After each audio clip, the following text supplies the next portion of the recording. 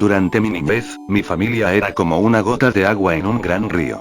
Nunca permanecíamos en un solo lugar por mucho tiempo. Nos mudamos a Rhode Island cuando tenía 8 años, y permanecimos ahí hasta que fui a la universidad en Colorado Springs. La mayoría de mis memorias son de cuando vivía en Rhode Island, pero hay fragmentos en mi mente de los muchos hogares en los que habité, cuando era mucho más joven. La mayoría de estas memorias son poco claras y sin sentido, como el perseguir a otro niño en el patio de una casa en Carolina del Norte, intentar construir una balsa detrás de un departamento en el que viví en Pensilvania, y cosas como esas. Pero hay un puñado de memorias que permanecen tan claras como el vidrio, como si hubiesen ocurrido ayer. Vivíamos en una casa en las afueras de la bulliciosa ciudad de New Vineyard, Maine. Era una casa grande, en especial para una familia de 3. Había una serie de cuartos que estaban totalmente desocupados, a los cuales no entré durante el tiempo en el que viví en esa casa. Supongo que era un desperdicio de espacio, pero era lo único que pudo rentar mi papá, es que quedaba cerca de su trabajo. Recuerdo que, en el día después de mi cumpleaños, tuve una fiebre tremenda. El doctor dijo que tenía mononucleosis, lo que, para mí, significaba más fiebre y no poder salir a jugar por al menos 3 semanas. Era un momento terrible para estar atado a la cama. Estábamos empacando para mudarnos a Pensilvania, y la mayoría de mis cosas ya estaban dentro de cajas, dejando mi cuarto casi vacío. Mi mamá me traía agua mineral y libros varias veces al día, los cuales servían como único entretenimiento durante estas semanas. No recuerdo exactamente cómo conocí al señor Bocón. Creo que fue una semana después de que me diagnosticaron la mononucleosis. Mi primera memoria de la pequeña criatura fue de cuando le pregunté su nombre. Me dijo que lo llamara señor Bocón, porque tenía una boca enorme. De hecho, ahora que lo pienso, todo en su cara era enorme en comparación a su cuerpo. Su cabeza, sus ojos, sus arrugadas orejas. Pero su boca, sin duda, era lo más grande. ¿Te pareces a un Furby?, le dije mientras miraba uno de mis libros. El señor Bocón se detuvo y me miró extrañado. ¿Furby? ¿Qué es un Furby? Me preguntó. Tú sabes. El juguete peludo con orejas enormes, lo puedes acariciar y alimentar, casi como una mascota real. Oh. Tú no necesitas uno de esos. No es lo mismo que tener un amigo real. Recuerdo que el señor Bocón se desaparecía cada vez que mi mamá iba a mi cuarto a revisarme. Se ocultaba bajo mi cama y me decía: No quiero que tus papás me vean, tengo miedo de que ya no nos dejen jugar juntos. No hicimos mucho durante los primeros días. El señor Bocón solo veía mis libros, fascinado con las imágenes e historias. Por ahí de la tercera o cuarta noche desde que lo conocí, me despertó con una gran sonrisa en su rostro. Vamos a jugar un nuevo juego. Me dijo. Pero tenemos que esperar hasta después de que tu mamá venga, porque es un juego secreto. Después de que mi mamá me trajera más libros y refresco, a la hora de siempre, el señor Bocón se deslizó desde debajo de la cama y tomó mi mano. Tenemos que ir al cuarto que está al final del pasillo. Me dijo. Me negué al principio, pero el señor Bocón insistió hasta que cedí. El cuarto en cuestión no tenía ni muebles ni tapiz. Lo único que lo distinguía era una ventana del lado opuesto a la puerta. El señor Bocón corrió a través del cuarto, y le dio un firme empujón a la ventana, dejándola un poco abierta. Entonces, él me insistió en que mirara hacia el piso de afuera.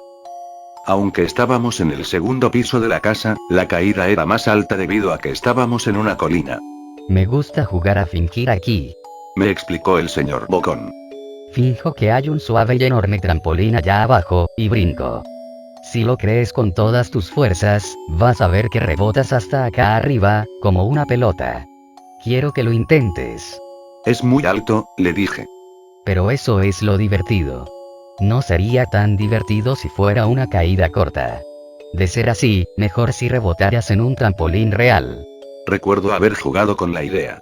Dejarme caer en el fresco aire, y rebotar en algo que mis ojos no podían ver.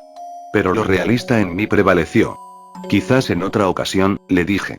No sé si tenga tanta imaginación. Podría lastimarme. La cara del señor Bocón se contorsionó con un gruñido, pero solo por un momento. Decepcionado, se metió debajo de mi cama, donde estuvo quieto el resto del día. La mañana siguiente, el señor Bocón llegó con una pequeña caja. Quiero enseñarte malabares. Me dijo.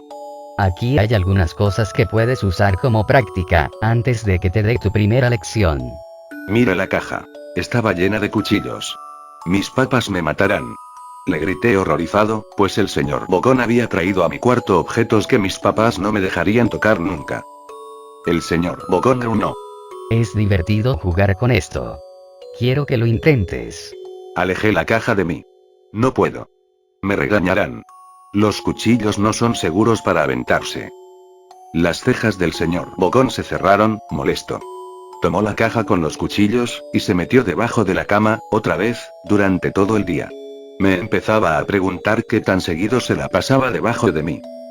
Desde ese entonces, empecé a tener problemas para dormir. El señor Bogón me despertaba en la noche diciéndome que había puesto un trampolín real debajo la ventana, uno enorme que no podía ver en la oscuridad. Siempre me negué y trataba de volver a dormir, pero el señor Bogón persistía. Algunas veces, se quedaba a mi lado hasta el amanecer, animándome a saltar. Ya no era tan divertido jugar con él. Una mañana, mi mamá fue hacia mi cuarto, y me dijo que tenía permiso de ir a caminar afuera. Pensaba que el aire fresco sería bueno para mí, especialmente después de estar confinado a mi cuarto por tanto tiempo. Con emoción, corrí hacia el patio, esperando poder sentir el sol en mi cara. El señor Bogón me estaba esperando. Hay algo que quiero que veas. Me dijo. Debí darle una mirada fea, porque entonces me dijo. Es seguro, no pasa nada, te lo prometo. Lo seguí hasta un viejo camino que corría a través de los bosques detrás de mi casa. Este es un camino importante. Me explicó. Tengo muchísimos amiguitos de tu edad. Cuando estuvieron listos, los llevé por este camino. A un lugar especial. Todavía no estás listo, pero algún día, espero, lo estarás. Regresé a mi casa preguntándome qué tipo de lugar existía más allá de aquel camino.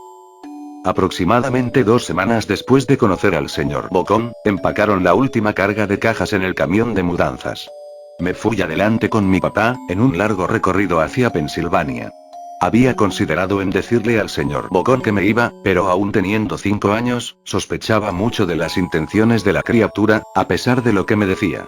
Fue por esta razón que decidí no mencionar nada de mi mudanza. Eran las 4 de la mañana cuando mi papá y yo estábamos en el camión. Mi papá esperaba llegar a Pensilvania para la hora de la comida al día siguiente, con ayuda de una larga dotación de café y bebidas energéticas.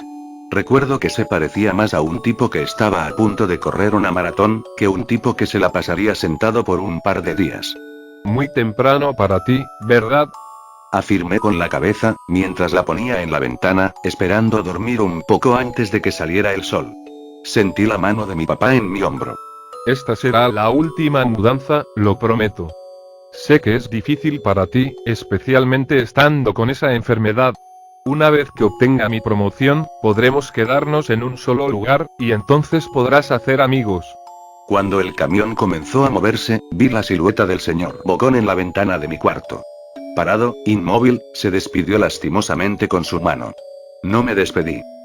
Años después, regresé a New Vineyard. El terreno donde se encontraba mi casa estaba vacío, a excepción de los cimientos.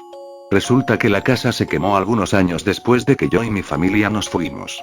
Por curiosidad, busqué el camino que el señor Bogón me enseñó, y al encontrarlo, decidí seguirlo. Una parte de mí esperaba que el señor Bogón saltara sobre mí de repente, y me espantara dándome un infarto, pero tenía la sensación de que el señor Bogón ya no se encontraba en ese lugar, como si de alguna manera él estuviese atado a la casa que ya no existe. El camino llevaba a uno de los cementerios de New Vineyard. Al ver muchas de las tumbas, pude darme cuenta que la mayoría pertenecía a niños no mayores de 9 años.